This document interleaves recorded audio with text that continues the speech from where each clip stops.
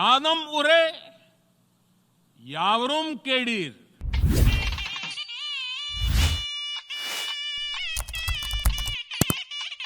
செம்மொழி வலையொலி YouTube channel. இந்த சேனலின் மூலமாக, அந்த வலையொலியின் மூலமாக பல்வேறு தகவல்களை தினந்தோறும் நாங்கள் வழங்கி கொண்டிருக்கக்கூடிய அந்த நிலையில் சிலப்பதிகாரம் என்ற தலைப்பில் ஒவ்வொரு பகுதியாக வழங்கக்கூடிய அந்த தொகுப்பை முழுமையாக கண்டு பார்க்கலாம்.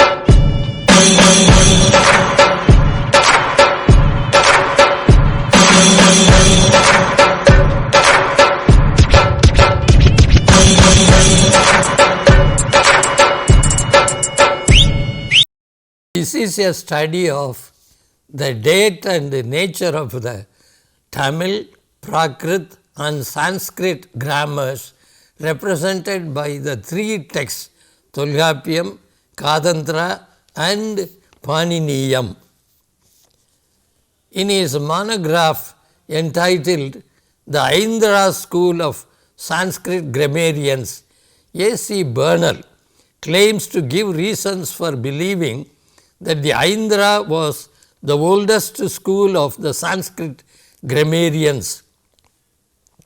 That Aindra treatises were actually known to and quoted by Panini and others, and that Aindra treatises still exist in the Pratisakyas, Kadantra and similar works, though they have been partly recast and corrected.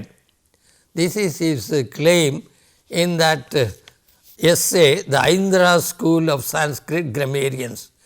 Till the end of his thesis, he is not certain if this Aindra refers to a grammar or a school of grammarians, or if the name is Aindra or Indra. How did Bernal conclude that there must have been a grammar or school of grammarians called Aindra? Upadeva in his Dhatupada has listed 8 schools of grammar.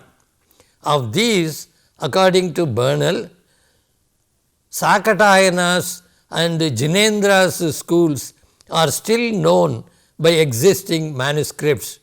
Chandra's grammar, these are the grammatical texts mentioned by Upadeva in his Dhatupada. Of these, according to Bernal, Sakatayanas and Jinedra's school are still known by existing manuscripts. Chandra's grammar exists in a Tibetan version, and 4 other schools of Indra, Kasakrishna, Apikasali and Amara are known by name or by an occasional quotation. Bernal concedes that of all the 8 schools of grammar, that of Indra is the one which apparently is most open to doubt, and that since the older grammarians never mentioned the Aindra grammar, the frequent references to it in other works seem questionable. However, Bernal heroically undertakes the task of tracing the references to the said grammar, that is Aindra, in various legends. In Somadeva's Kadasarit Sagara, Katyayana the grammarian relates the story how his grammar came to be superseded by Panini's grammar.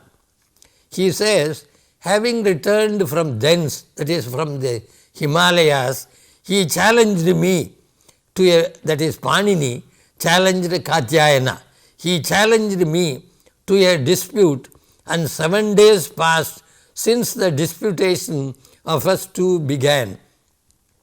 On the 8th day, Panini being conquered by me, that is Katyayana, at once a fearful noise was made by Sambhu in the sky. Thus, my Aindra grammar was destroyed on the earth. We all conquered by Panini became stupid again. This is the account reported to have been given by Katyayana.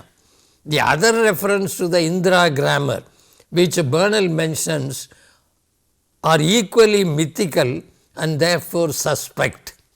These are the accounts that he gives about the identity of Indra grammar. Again, the Buddhist canonical works of the north mention the Indra grammar. In the work, it is stated that Sariputra learned it as a boy. Bustone states that the first grammar was composed by Sarvajna, that is Lord Shiva. Sarvajnana, first grammar was composed by Lord Shiva, but this never came to Jambudvipa, that is India. Then Indra compiled the Indra Vyakarana, which Brihaspati studied. This was current in Jambudvipa, but was surpassed by Panini's work. Then another reference, in his account of Panini, whom he makes out to have lived under Nanda or in the 4th century BC, he, Taranatha, states that though it is said in Tibet that the Indra Vyakarana is earlier, this must be held of the region of the gods and not of Arya Desa. He adds that Pandits say that the Chandra Vyakarana agrees with Panini's and the Kalapa with the Indra grammar. Again, in another place, Taranatha, after relating a legend about the snake king Sesha's explanation of Panini's work, goes on to relate that a Brahman named Saptavarman asked Shanmuga, that is Kartikeya, that is Shanmuga, to reveal to him the Indra grammar on which the god began. Siddho thereon at once comprehended all the rest. This sutra is actually the first of the Katantra or Kalapa grammar, and this grammar is certainly of the Aindra school. Taranatha makes Saptavarman a contemporary of Kalidasa and Nagarjuna.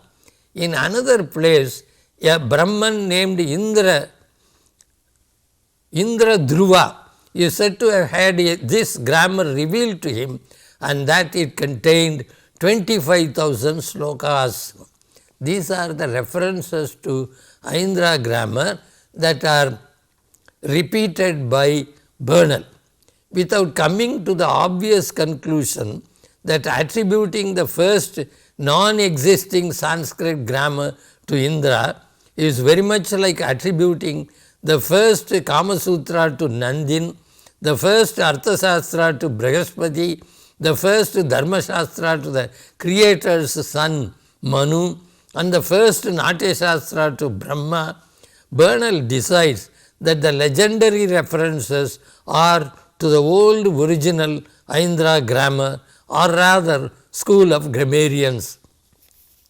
Bernal makes matters worse by contending that Taranatha had really historical records at his disposal is shown by Professor Vasiljev in the preface to his Russian translation of Taranatha. If Taranatha had historical records to show that Saptavarman, who got the grammar revealed to him by Kartikeya, was a contemporary of Kalidasa, the entire Aindra tradition would have had its birth only in the 4th century AD, the date of Kalidasa, according to present historians. The only direct mention of the Indra grammar in the old Sanskrit grammars, according to Bernal, is in a quotation by Sayana from a Brahmana, but he adds that this Brahmana is yet to be identified. Also, Bernal admits that the references in Jain books to a grammarian named Indra appear to refer to the grammar by a modern Indra or Jainendra who lived sometime before the 12th century AD. All these allusions, Bernal claims, show that there once existed a Sanskrit grammar known as the Indra grammar, that it was said to have been superseded by the work of Panini, and that it was reputed to have been the earliest Sanskrit grammar. At the beginning of Kama Sutra, as in many of the ancient Sanskrit texts, including Natya Shastra, there is an account of how the texts on Dharma, Kama and Artha came into being. This is the account given at the beginning of Kama Sutra. We bow to religion, power and pleasure, that is Dharma, Artha and Kama. Religion, power and pleasure, because they are the subject of this text, and to the scholars who made known the mutual agreement among the three, because those subjects are integral to the text. For when the Creator emitted his creatures, he first composed, when the Creator emitted his creatures, that is Brahma, creating human beings, the means of achieving the three aims of human life, which is the vital link with what sustains those creatures. Manu, the son of the self-born one, made one part of this into a separate work about religion, that is Manunidhi. Brihaspati made one about power, and Nandin, the servant of the great god Shiva, made a separate work of 1,000 chapters, the Kama Sutra, which Audalaki cut down to 500 chapters. The commentator on this passage, of course, makes it clear that Manu, Brihaspati and Nandin are not to be mistaken for human beings with those names, and Nandin is identified as a bull-headed deity, son of the great god Shiva, who is often stationed to guard the door to the bedroom of his parents Shiva and Uma. No scholar is believed to have undertaken a search for Nandin's Kama Sutra or Brihaspati's Artha Shastra or the first Manu's Dharma Shastra. The fact that Tolyapiyam is not indebted to Panini in any way, and that it is really anterior to the latter, so terribly disappointed Bernal that he was on a wild goose chase till he came across the references to Indra's grammar, which he assumed to be an existing grammar or a school of grammarians, in order to contend that Tolyapiyam was indebted to some Sanskrit grammar or at least some Sanskrit grammatical tradition. Making a comparative study of the structure and technical words of Tolyapiyam with those of the Katantra, Kachayana's Pali grammar and the Pratisakyas, Bernal comes to the following conclusions. Number 1, the arrangement of all these grammars is simple and natural. First come phonetics and an elaborate description of the alphabet. Next come the 4 parts of speech treated in order and in a simple manner compared with the elaborate and intricate plan of Panini. Number 2, Tolyapiyam varies with regard to a particular aspect owing to the impossibility of arranging the Tamil elements in exactly the same way as the Sanskrit, Prakrit or Pali, and as the ritual words constitute an artificial class. Number 3, Panini's grammar arranges its material in 8 books in the following order: technical terms, samasa, affixes which form verbs and nouns, augment and reduplication, accent, inflection, special rules, rules of euphony. Number 4, the grammars which now bear the names of Sakatayana and Jinendra follow the same highly artificial plan of Panini. Number 5, the Aindra grammars are on a simpler and more natural plane which is understood at first sight, while Panini's grammar is, except to the initiated, in hopeless confusion. He says, Bernal says, Panini's grammar is in hopeless confusion. Number 6, The technical terms in the Aindra and Paniniya grammars differ still more widely. In the former, these are ordinary words, though used with a somewhat special meaning. In the latter, that is in Paniniyam, they are nearly all highly artificial abbreviations or letters used with a particular conventional value assigned to them. Number 7, the fourfold division of words into Naman, that is noun, Khyata verb, Upasarga preposition, Nipata particle is found in Yaska, and the terms occur in the Katantra, Kachayana and the Pratisakyas. In Tamil, the 4 classes of words are called Peyarchol, Vinaichol, Idaichol and Urichol. The Tamil language, he says, has nothing corresponding to the prepositions and particles of Sanskrit. Number 8, the Tamil language is so entirely different from the Sanskrit that it is useless to look much further for technical grammatical terms belonging to the Aindra school.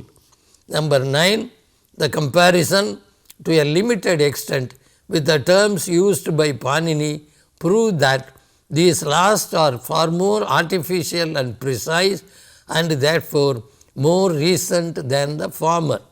Number 10, there are strong reasons for believing that the Tamil people had an independent system of writing in use before their language was analyzed by grammarians from the north. Bernal accepts that the Tamil people had an independent system of writing in use before their language was analyzed by the grammarians from the north. Now, these observations lead Bernal to conclude that the Aindra treatises, though differing in some respects among themselves, represent a school of grammar older than the school of Panini. This would mean that Tolgapiyam is older than Panini's grammar. Bernal makes another observation which also testifies to the antiquity of Tolgapiyam. He says, it has been repeatedly noticed that some of the Pratisakyas contain irrelevant matter, and that is also the case with Tolgapiyam. In the last, besides the strictly grammatical part, the elements of rhetoric and meter, also observations on the method of teaching are given. It is obvious, he says, that this inclusion of irrelevant matter is a characteristic of primitive treatises composed before grammar, etymology, prosody and exegesis have been differentiated. The third section of Tolgapiyam on rhetoric, prosody and poetics, which Bernal considers primitive and irrelevant, has now come for high praise by modern linguists. If the first 2 books correspond to the Katantra, that is Ezhuthu and Sol of Tolgapiyam, if the first 2 books correspond to the Katantra, where is the tradition or the source for the third book, which is closely related to the unique Sangam classics? David Shulman, in his first grammarian, first poet, a South Indian vision of cultural origins, one of the essays by David Shulman, first grammarian, first poet, a South Indian vision of cultural origins. In that essay, Shulman demonstrates how grammar and poetry were deeply interconnected in South India. In Irayanar Kalaviyal Urai, the king is reported to have said, it is there in the Urai, what is the use of our having got the sections on Ezhuthu and Sol if we do not get the section on Porul? This would indicate that all the 3 were considered by the Tamils as integral parts of a grammar, that is Ezhuthu, Sol and Porul. With regard to the date of Panini, Bernal says, it has long been recognized that Panini's date is of the utmost importance in Indian literary history, and it has been discussed with great care. The result, as now accepted, is that he lived in the 4th century BC. I cannot see that there is any reason why he should not be placed nearly a century later, which would remove some difficulties that the earlier date presents. So, he feels that Panini lived in the 3rd century BC and not in the 4th century BC. In his view, Panini must have lived and written his grammar in the 3rd century BC. Tolkappiyam therefore belonged to a period much earlier than the 3rd century BC. The similarities and dissimilarities that Bernal finds among Katantra, the Pratisakyas, Kachayana and Tolkappiyam, which according to him constitute the Aindra tradition, are worth examining. This is what he says about the similarities and dissimilarities between the Sanskrit grammars and the Tamil grammar. Number 1, the arrangement of matter of the Katantra, Kachayana's Pali grammar and the Tolkappiyam is really the same. Number 2, the Pratisakyas are not grammars, for grammars have to deal with the etymon of words and with the whole range of linguistic facts, but they are grammatical works in the sense, that is Pratisakyas are grammatical works in the sense in which this term is commonly applied to works dealing with grammatical subjects in general or some grammatical topic in particular, for they must teach the phonetic changes which padas undergo. Number 3, in Tolkappiyam, a vowel is called Uyir, that is breath or life. In Katantra, in the Pratisakyas and Kachayana, Swara or Sara in Pali is used for vowel. This word is obviously the original of Uyir, that is what Bernal says. Swara means sound and breath also. A consonant in Tolkappiyam is mei, feeling, the sense or body. That is an evident translation, he contends, evident translation of the Sanskrit sparsa, which is the name of the consonants K to M. The Katantra and Kachayana use only the general term for all the consonants Vyanjana, which appears in the Pratisakyas with the same sense. These are his contentions, and Bernal ridicules the European students of Tamil grammar who without exception have expressed their admiration for the aptness of the two Tamil terms Uyir and Mei, which according to him are derived from Sanskrit and refer to the physiological nature of the sounds and are scientific, not fanciful. Bernal fails to realize that the Tamil terms were not coined by Tolkappiyar, but had been in vogue for a long time, and that they are not only scientifically suitable, but aesthetically charming too. As Bernal himself points out, Katantra and Kachayana use only the general term Vyanjana for all the consonants, which appears in the Pratisakyas also with the same sense. The Tamil terms Uyir and Mei, on the other hand, have been in use for a long time and were never replaced by other terms at any time. The obvious conclusion should be that Katantra, Kachayana and the Pratisakyas would have thought of the Sanskrit translations of Uyir and Mei for occasional use, having been captivated by their aptness and beauty. Though Bernal acknowledges the individuality and uniqueness of Tamil grammar, on more than one occasion he is often tempted to claim that many of the Tamil technical terms were derived from Sanskrit equivalents. He says the Tamil grammar divides the consonants into vali, that is strong, meli, soft, and idai or medial, vallinam, mellinam and idainam. The first kasada tapa and the second ngaya nama do not correspond to the Aghosha and Goshavat classes of the Sanskrit and Pali grammars. The difference in name is owing to the peculiar phonetic system of Tamil, which altogether differs from the Sanskrit.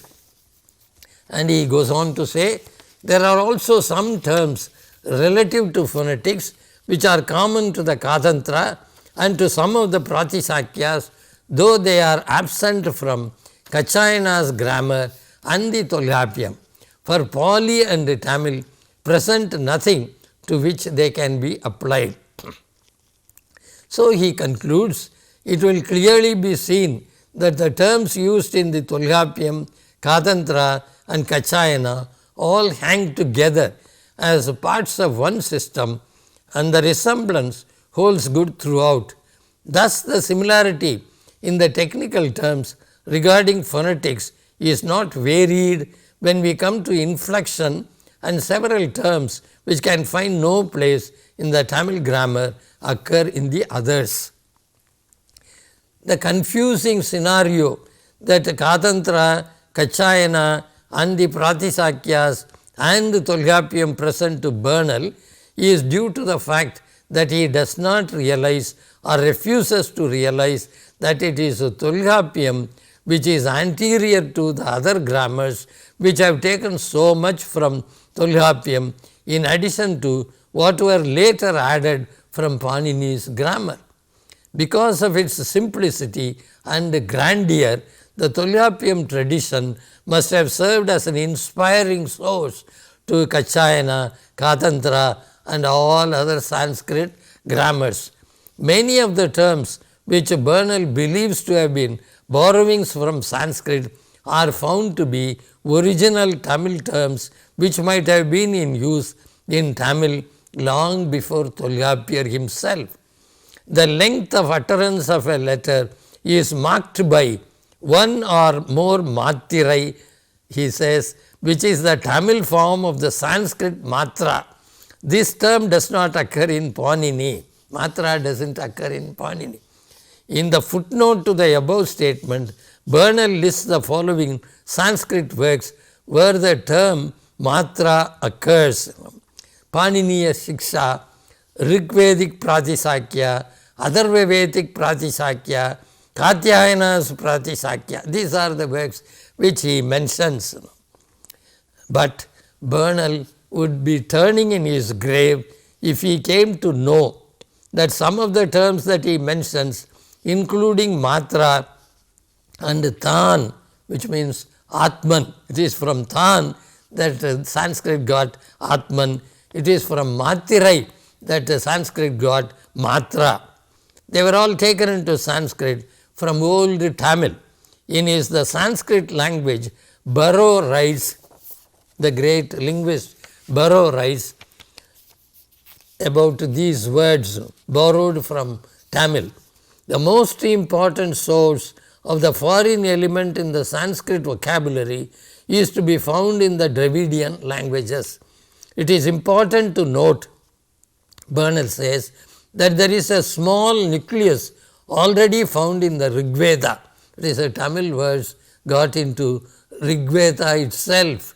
The large majority first appear in the classical language, but in its early stage being recorded in Panini, Patanjali, Mahabharata and Shrauta Sutra. In all these works you find the Tamil words according to Burrow.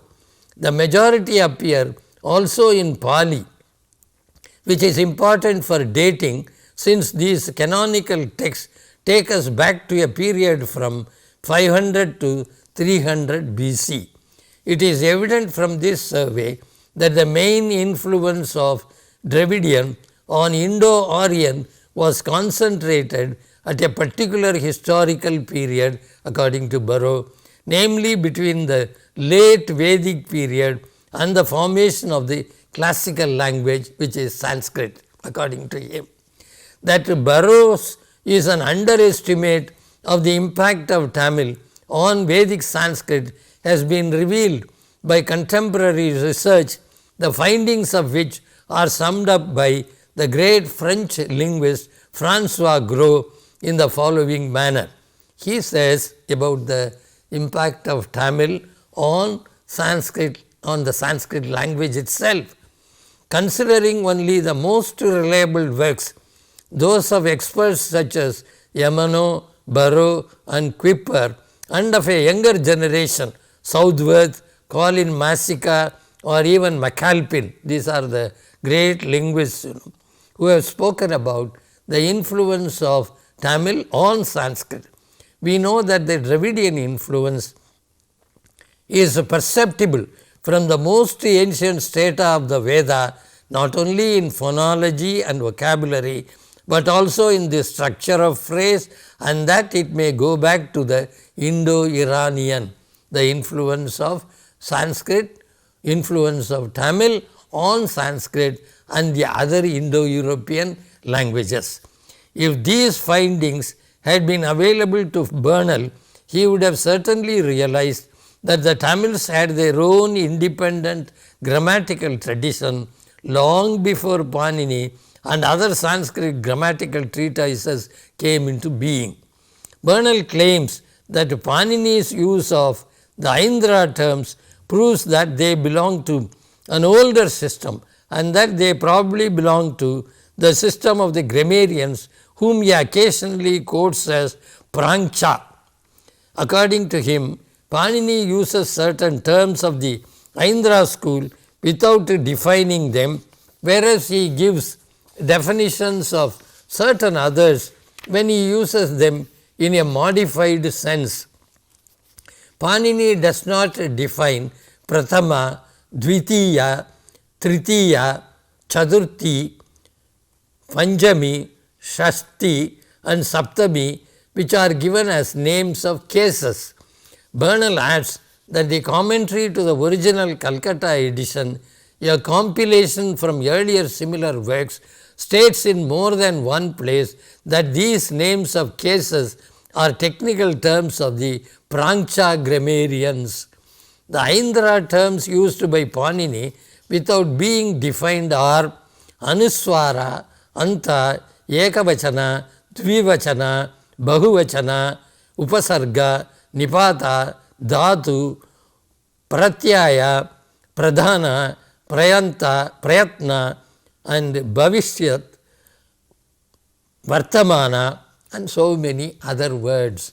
Bernal goes on to say that the Vartikas and Patanjali's commentary contain a large number of Aindra terms which do not occur in Panini, and that the commentators are right in identifying the Aindra terms for cases as those of the Prangcha.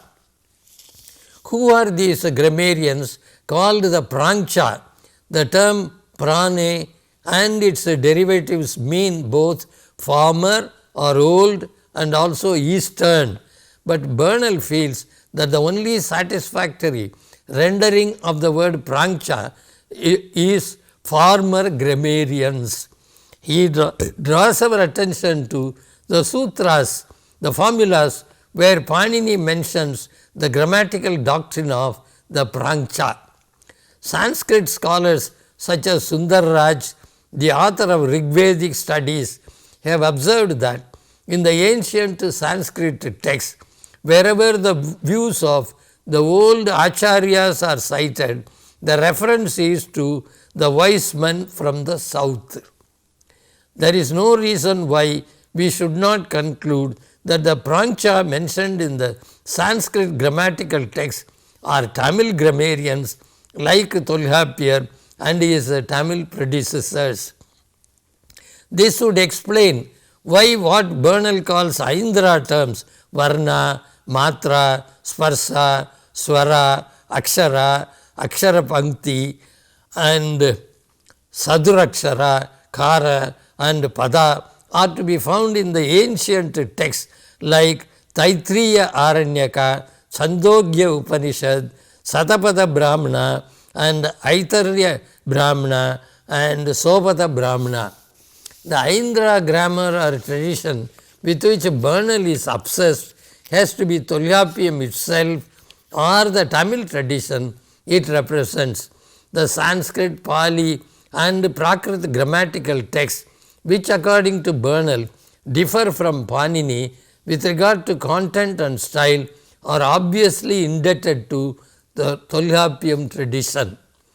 Apart from the fact that the material presented by Panini is in hopeless confusion, the technical terms he uses being artificial and symbolic, modern linguists have pointed out certain other serious limitations which Bernal might not have been aware of.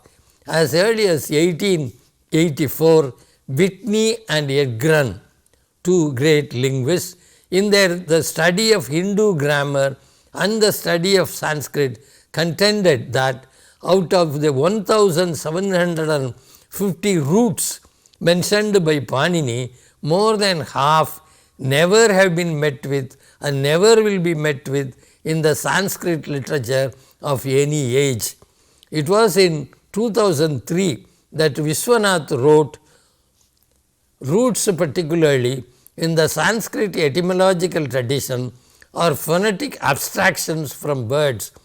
They are assigned meanings to be consistent with the known or imagined meanings of the word. That is how a familiar word like Surya could be derived from the two roots su to move and su to stimulate. In spite of the acceptance of the premise that Vedic Sanskrit was developed in India in an environment of indigenous languages, etymological relations of Sanskrit words with those in the Indian languages have not been conceptually considered, let alone being investigated." This is the charge levelled by Vishwanath. It may be noted here that Jnana Prakasar and Devanaya Pavanar have identified hundreds of Dravidian roots and successfully demonstrated that Tamil supplies this long looked for clue to finding the true origin of the Proto-Indo-European language. Caldwell, in his Dravidian comparative grammar, asserts that there is every reason to believe that the Dravidian family of languages served not only as a link of connection between the European and Scythian groups, but in some particulars, especially in relation to the pronouns, as the best surviving representative of a period in the history of human speech older than the Indo-European stage, older than the Scythian, and older than the separation of the one from the other. He contends that it is the pronouns that throw a flood of light, that is, this is the statement of Caldwell. He contends that it is the pronouns that throw a flood of light on the relationship of languages and families of languages, because the pronouns of the first and second persons singular evince more of the quality of permanence than any other parts of speech and are found to change little in the course of time. Drawing our attention to the beautiful and philosophical regularity of the quadruple set of remote, proximate and intermediate demonstratives and interrogatives in Tamil, Caldwell stresses that we will not be able to find its equal or even its second in any other language or family of languages, and that the Tamil demonstratives, instead of being borrowed from Sanskrit, represent those old Japhetic bases from which the demonstratives of Sanskrit itself and of various other members of the Indo-European family were derived. Caldwell is of the firm view that the Dravidian idioms exhibit traces of an ancient, deep-seated connection with pra-Sanskrit, the assumed archaic mother tongue of the Indo-European family, whilst at the same time the traces they exhibit of relationship to the languages of the Scythian group, especially to the Ugrian tongues, are on the whole closer, more distinctive and more essential. Bernal is silent on the question of the date of Katantra or of Kachayana, nor is he willing to state categorically that Tolyapyam preceded the other two, all of which according to him belong to the Aindra tradition. This has helped some Sanskritists to claim that Tolyapyam is indebted to Katantra and that Tolyapyar got the names Uyir and Mei from the latter. But this is a blatantly obvious mistake, because what Bernal says about the extant texts of Katantra and Kachayana would reveal that both these texts would have certainly been posterior to Tolyapyam. Bernal says a good deal of the Katantra is in verse and in ordinary slokas. The rest is in sutras of the simplest character. This varied style makes it very unlikely that it is now in its original form.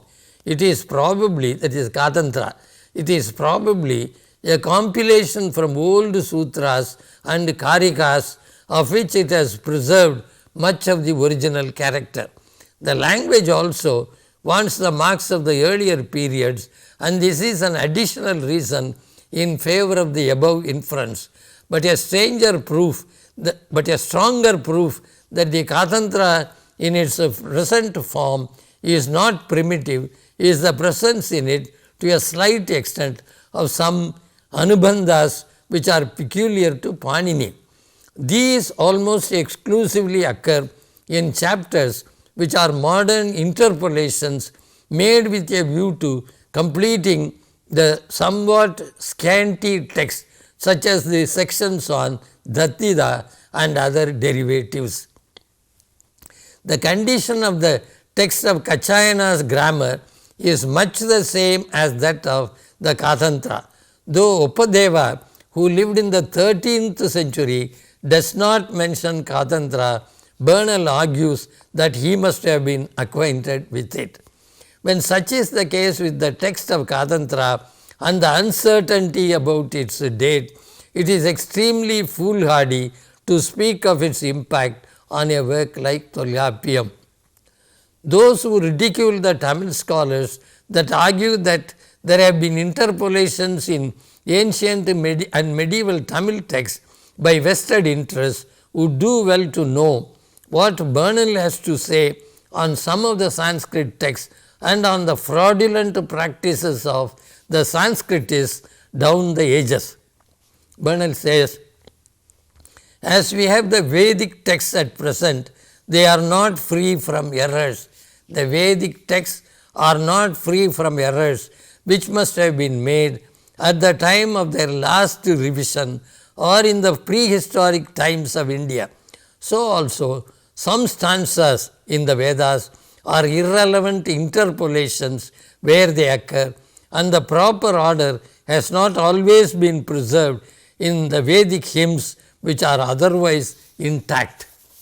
And he goes on to say, but it appears to me that the form of the Mahabhashya of Patanjali is in itself a convincing proof that the text is not in the original form.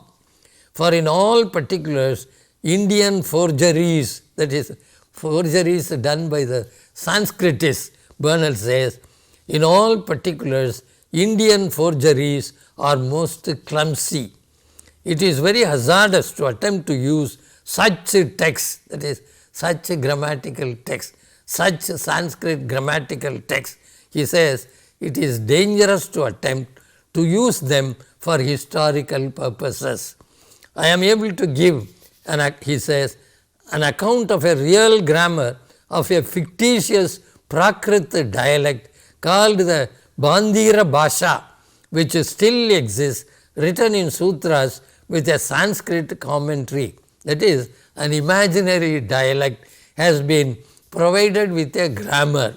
There was no such a dialect as Bandira Bhasha, but a commentary has been written upon that. In the earlier Sanskrit literature, there is a tendency to pervert foreign names so as to give them Indian forms or meanings.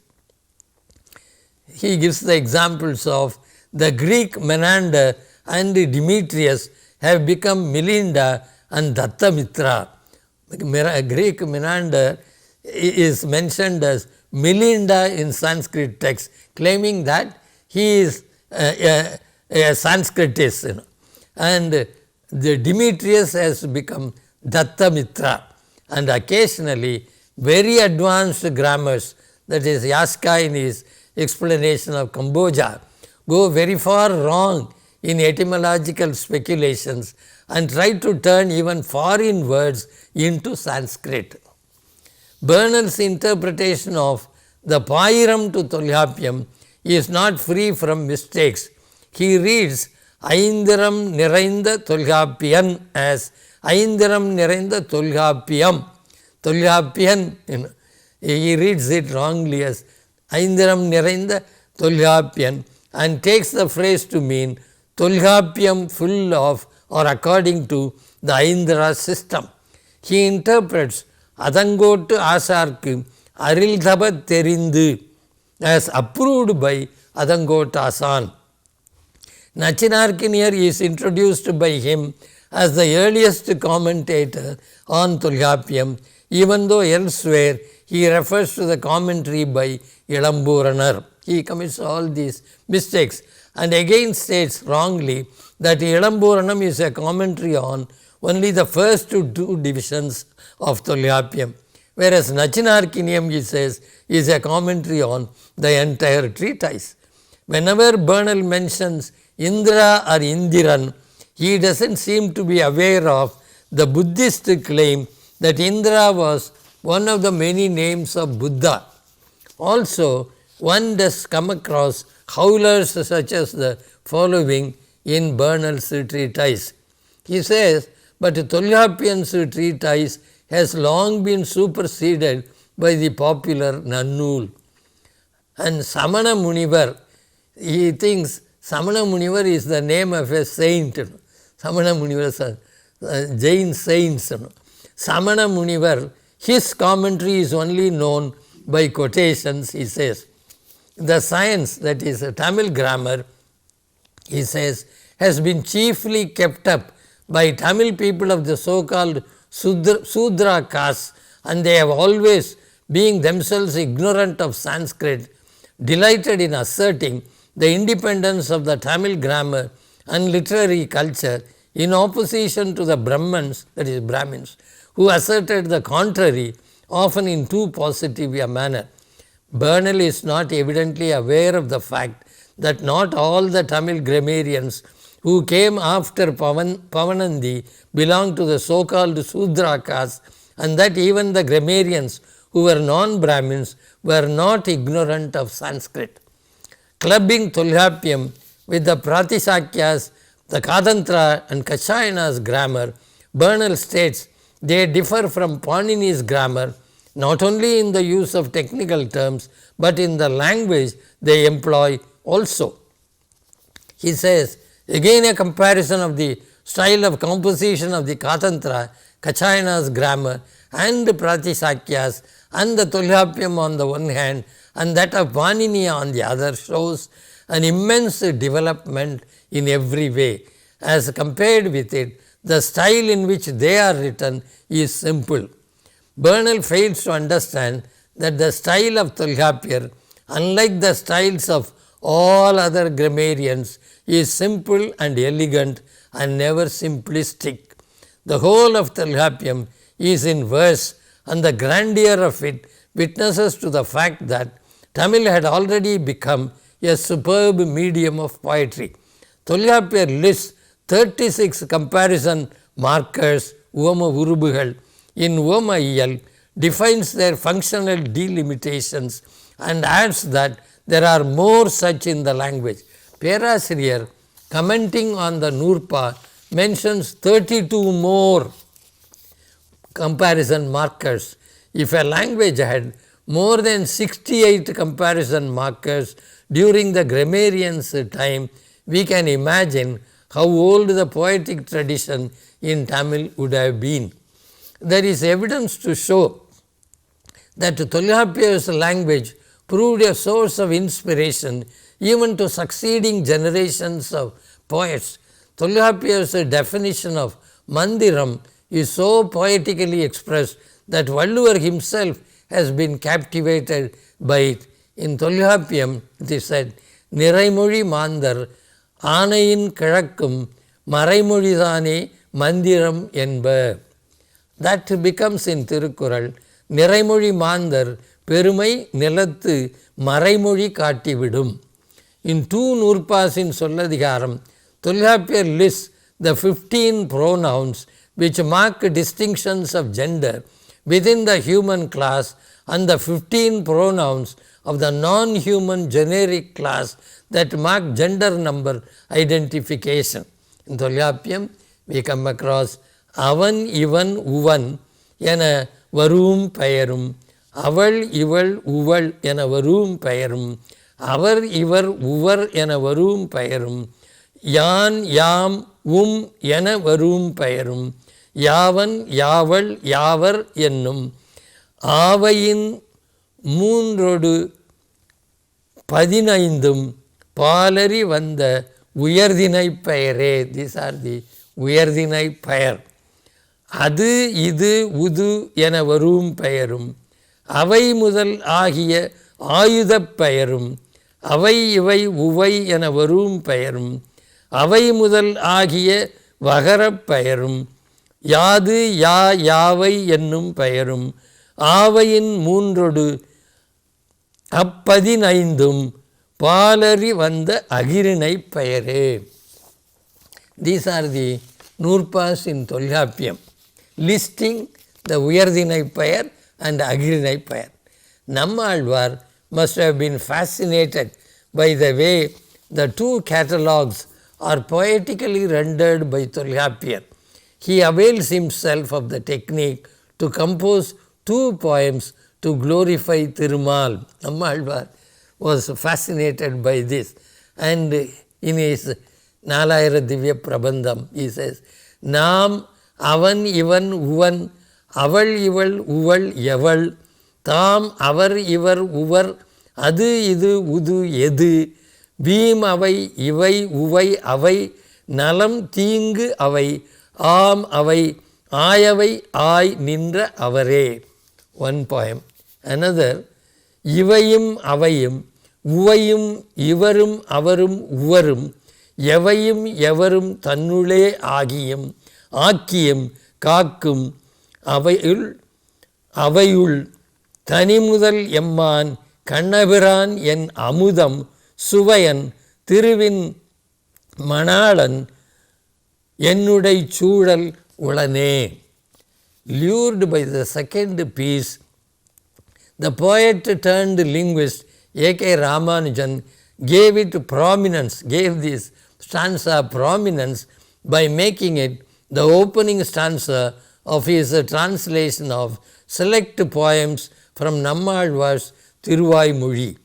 Contrary to his claim at the beginning of his monograph, Bernal has not been able to give convincing arguments in favor of his belief that the Aindra was the oldest school of Sanskrit grammarians and that Tolhapiyam follows the Sanskrit tradition.